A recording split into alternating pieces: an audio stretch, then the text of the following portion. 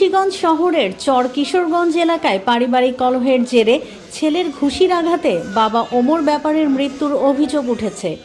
এ ঘটনায় তার ছেলে নজরুল ইসলামকে আটক করেছে মুন্সিগঞ্জ সদর থানা পুলিশ।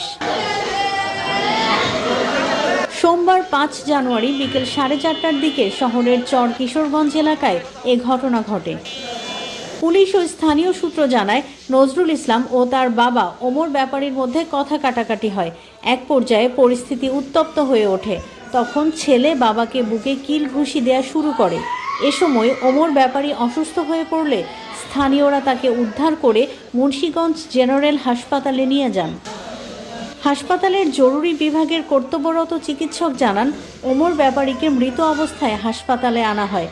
প্রাথমিকভাবে তার শরীরে বাহ্যিক আঘাতের কোনো চিহ্ন পাওয়া যায়নি। মুন্সিগঞ্জ সদর থানার অফিসার ইনচার্জ মোহাম্মদ মোমিনুল ইসলাম জানান, বাবা ও ছেলের মধ্যে পারিবারিক বিরোধের বিষয়টি প্রাথমিকভাবে জানা গেছে। ঘটনার সঙ্গে সংশ্লিষ্ট অভিযোগের ভিত্তিতে ছেলেকে আটক করা হয়েছে। নিহতের মরদেহ ময়নাতদন্তের জন্য মুন্সিগঞ্জ জেনারেল হাসপাতালের মর্গে রাখা হয়েছে। ময়নাতদন্তের প্রতিবেদন পেলে মৃত্যুর প্রকৃত কারণ জানা যাবে। এ ঘটনায় আইনগত প্রক্রিয়া চলমান রয়েছে।